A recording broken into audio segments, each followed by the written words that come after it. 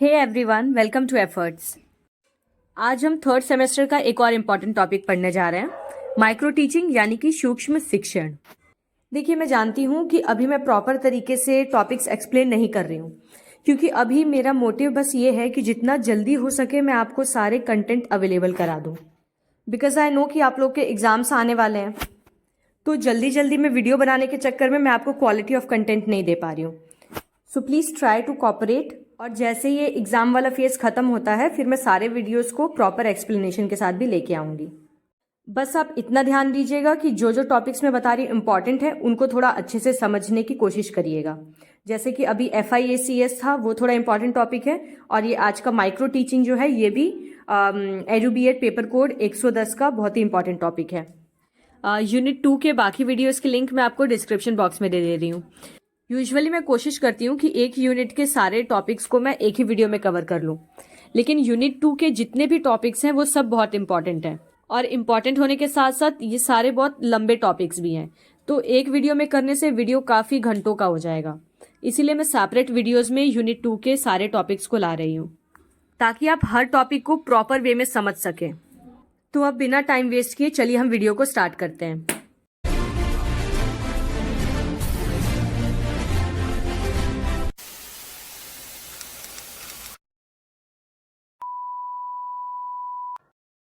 Okay, let's see what topics we are going to cover in this video.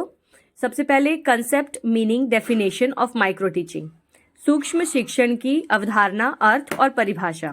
Steps of micro teaching, सूक्ष्म शिक्षण के चरण, advantages of micro teaching, सूक्ष्म शिक्षण के लाभ, नेचर ऑफ माइक्रो टीचिंग, सूक्ष्म शिक्षण का स्वभाव, नीड ऑफ माइक्रो टीचिंग, सूक्ष्म शिक्षण की आवश्यकता, और फेजेस ऑफ माइक्रो टीचिंग यानी सूक्ष्म शिक्षण के पहलू।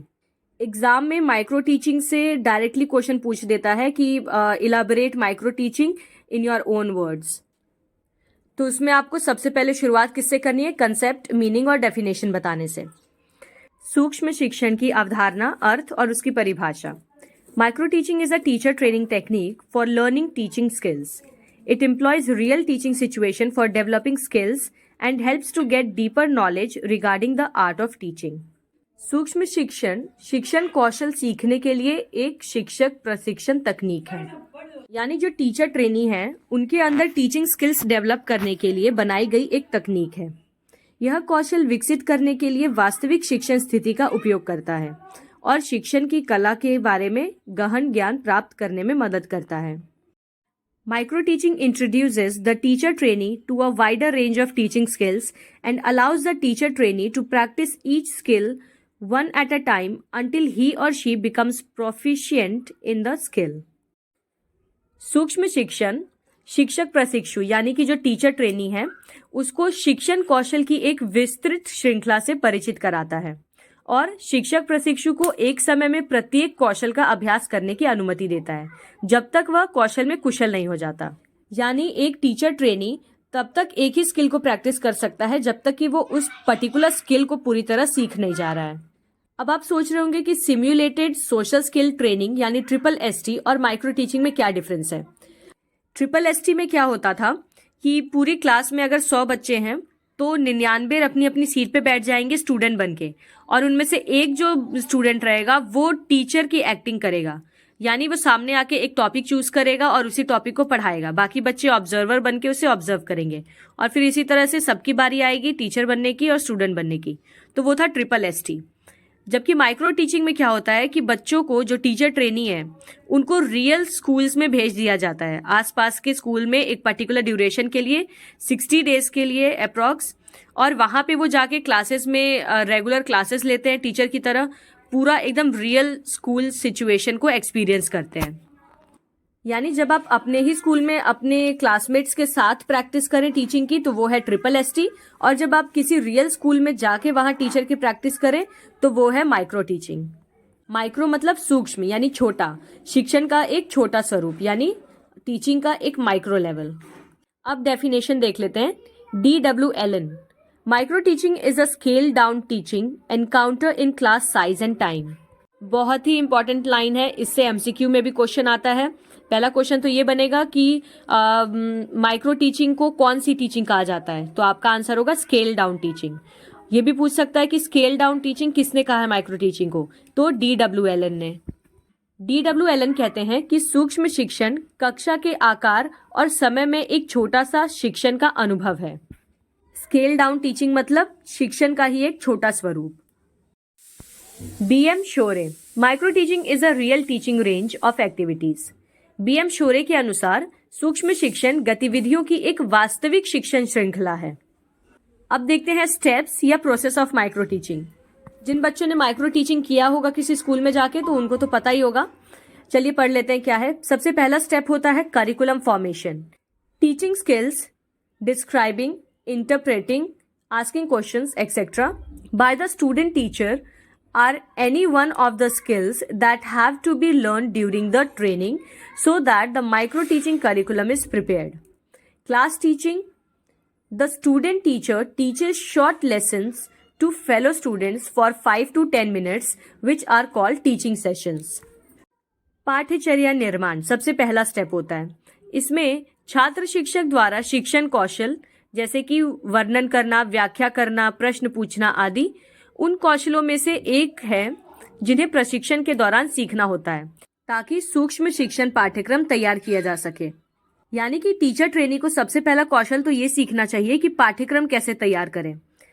कक्षा शिक्षण यानी जब छात्र शिक्षक साथी छात्रों को 5 से 10 मिनट तक लघु पाठ पढ़ाता है उसे शिक्षण सत्र कहा जाता है। यानी कि एक्चुअल माइक्रो टीचिंग में जाने से पहले अपने साथ के क्लासमेट्स के साथ ही 5-10 मिनट का एक टीचिंग सेशन किया जाता है जिसमें करिकुलम डिस्कस होता है, यानी क्या पाठ्यक्रम है, किस तरह से बच्चों को पढ़ाया जाएगा, क्या स्ट्रैटेजी बनाई गई है। दूसरा स्टेप आता है teach. The next step is to teach. The trainee teaches the class according to the plan and conveys what they had prepared for. This will be supervised by the trainer. पाठ्यक्रम तैयार करने के बाद दूसरा step आता है पढ़ाना। अगला कदम होता है पढ़ाना। प्रशिक्षु योजना के अनुसार कक्षा को पढ़ाते हैं, यानी जो उन्होंने पाठ्यक्रम तैयार किया है उसी के अकॉर्डिंग वो पढ़ाना शुरू करते हैं और बताते हैं कि उन्होंने क्या तैयारी की है। इसकी निगरानी प्रशिक्षक द्वारा की जाती है। फिर आता है फीडबैक।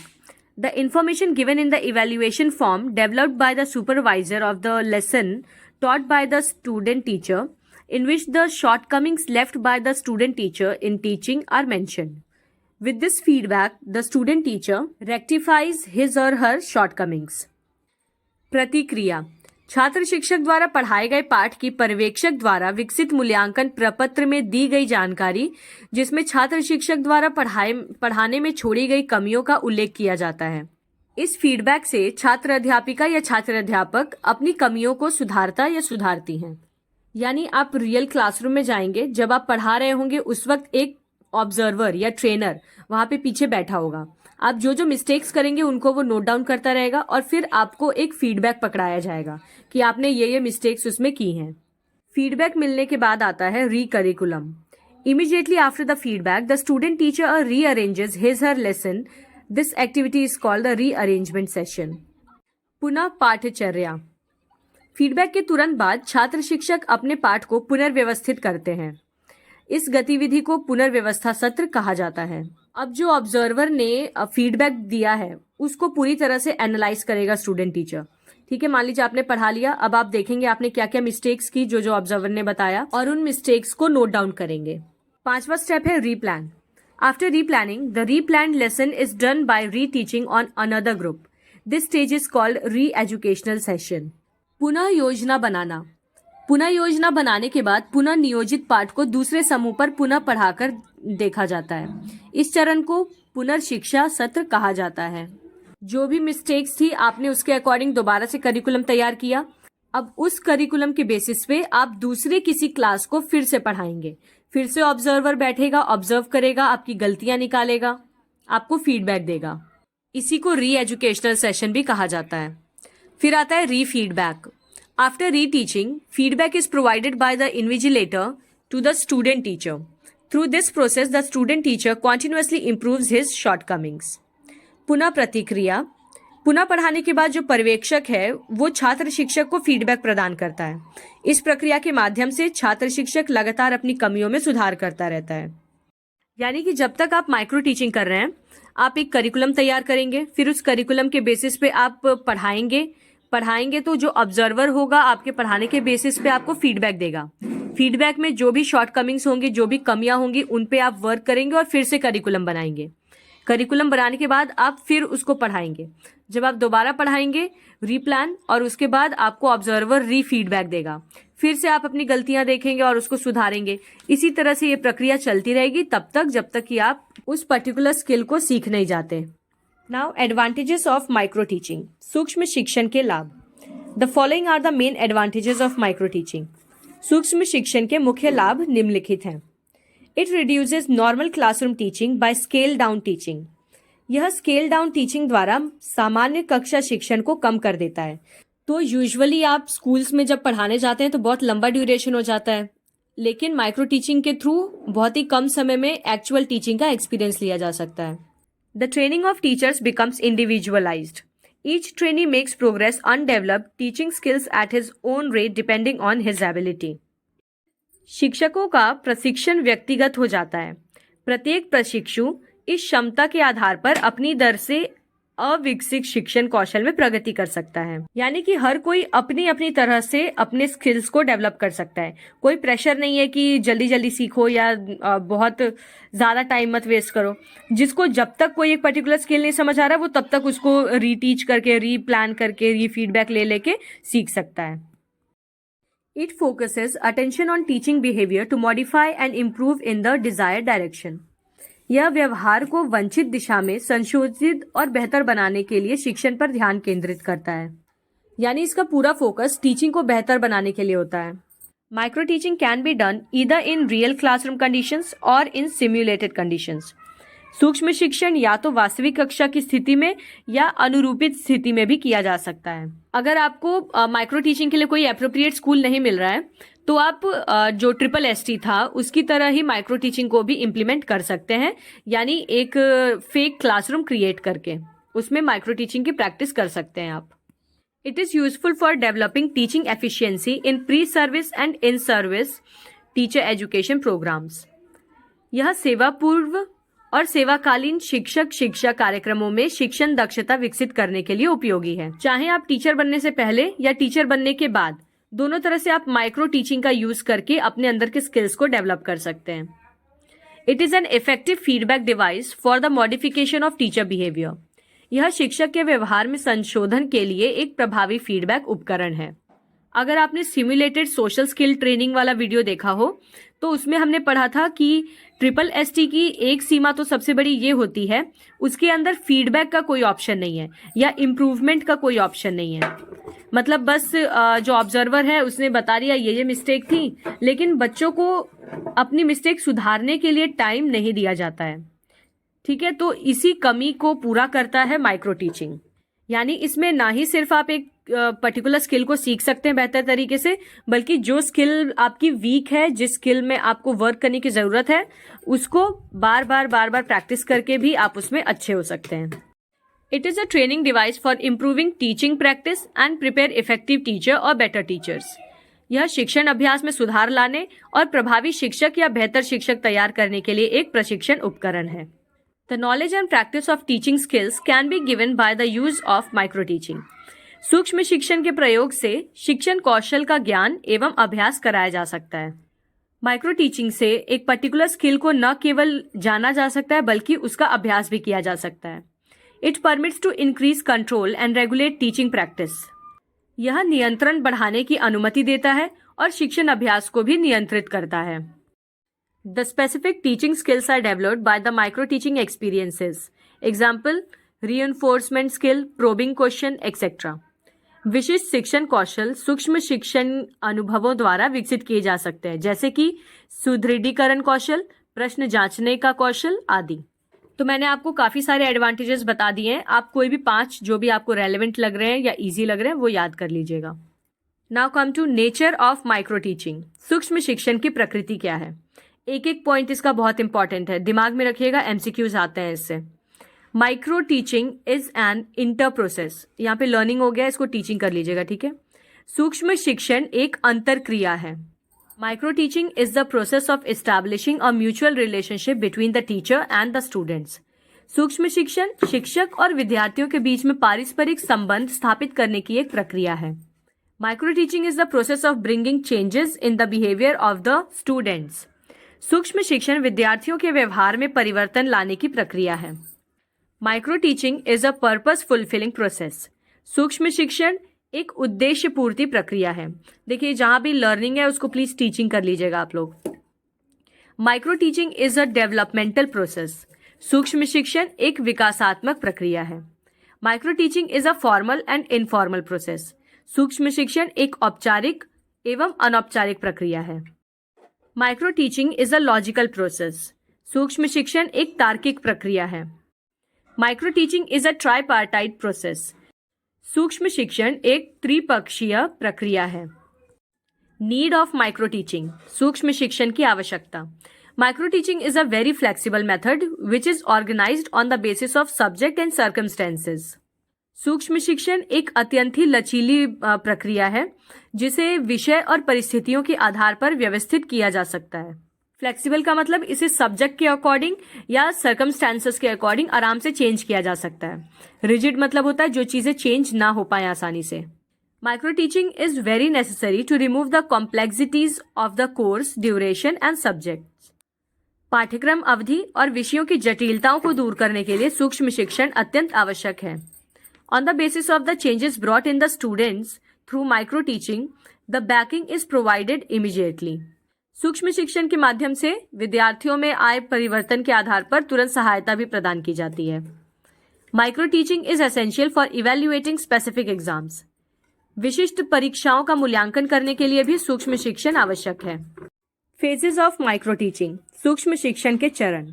इसके 3 चरण हैं. नॉलेज एक्विजिशन फेज यानी ज्ञान अर्जन चरण, स्किल एक्विजिशन फेज यानी कौशल अधिग्रहण चरण, और लास्ट है ट्रांसफर फेज यानी कि स्थानांतरण चरण. First phase knowledge acquisition phase यानी ज्ञान अर्जन का चरण.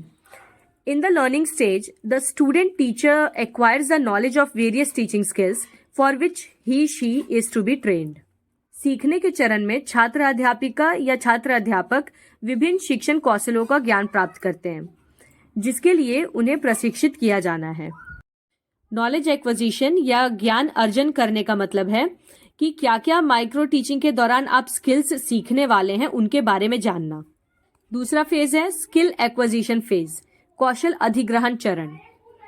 In the skill acquisition stage the student teacher after seeing the demonstration lesson prepares a curriculum plan for micro teaching and then practices that skill till he or she attains proficiency in that skill.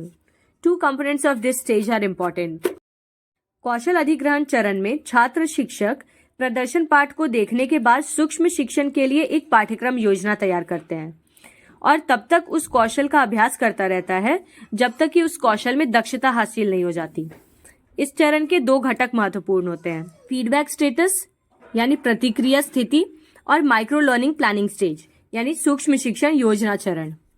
शिक्षण कौशल के बारे में ज्ञान अर्जन कर लेने के बाद छात्र अध्यापक या छात्र अध्यापिका अब उस ज्ञान का अभ्यास करते हैं ताकि वो उस पर्टिकुलर स्किल में दक्षता यानी कि प्रोफिशिएंसी ला सके. इसमें आपका फीडबैक वाला स्टेज और माइक्रो लर्निंग प्लानिंग स्टेज आ जाता है. थर्ड है ट्रांसफर फेज, स्थानांतरण चरण. In the transfer stage, the student teacher transfers the skills learned through micro teaching to actual classroom situation and completes the teaching process. स्थानांतरण चरण में छात्र शिक्षक सूक्ष्म शिक्षण के माध्यम से सीखे गए कौशलों को वास्तविक कक्षा स्थितियों में स्थानांतरित करता है. यानी जो भी उसने कुछ सीखा है वो सारी स्किल्स को वो रियल क्लासरूम में अब इम्प्लीमेंट करेगा और शिक्षण प्रक्रिया को पूर्ण करता है. तो बेसिकली माइक्रो टीचिंग के जितने भी स्टेप्स थे उन सारे स्टेप्स को इन 3 फेजेस में डिवाइड कर दिया गया है. अब आंसर लिख लेने के बाद आपको लास्ट में लिखना है कंक्लूजन यानी कि निष्कर्ष. Micro teaching works as a focused instrument which helps to practice essential teaching skills safely and effectively at any age. Learning is a change in behaviour which is brought about by activity, training और experiencing at any age. When the learner is more experienced, learning becomes more effective. सूक्ष्म शिक्षण एक केंद्रित उपकरण के रूप में काम करता है जो किसी भी उम्र में आवश्यक शिक्षण कौशल को सुरक्षित और प्रभावी ढंग से अभ्यास करने में मदद करता है। सीखने का क्या मतलब होता है? सीखना व्यवहार में एक परिवर्तन है जो किसी भी उम्र में गतिविधि, प्रशिक्षण या अनुभव द्वारा लाया जा सकता है। जब सीखने वाला अधिक अनुभवी होता है तो सीखना अधिक प्रभावी हो जाता है। So that is it. आज का वीडियो यहीं खत्म होता है। आई होप आपको अच्छे से माइक्रो टीचिंग समझ आया हो। आंसर बहुत ज्यादा लंबा लिखने की जरूरत नहीं है। कोशिश करिए कि कम से कम 2 से 2.5 पेज का ही रहे, मतलब मिनिमम 1.5 पेज और मैक्सिमम 2.5 पेज। हमेशा अपने आंसर को इंट्रोडक्शन से शुरू करिए और कंक्लूजन पे खत्म करिए। तो इंट्रोडक्शन और कंक्लूजन लिखने से एक फायदा तो ये होता है कि थोड़ा सा कंटेंट बढ़ जाता है। यूनिट 2 का अब एक और टॉपिक बचा है जो कि है प्रोग्राम्ड इंस्ट्रक्शन। वो लास्ट टॉपिक है यूनिट 2 में और इम्पॉर्टेंट भी है, ठीक है। तो अब नेक्स्ट वीडियो में हम मिलते हैं प्रोग्राम्ड इंस्ट्रक्शन के साथ। Till then take care and bye bye.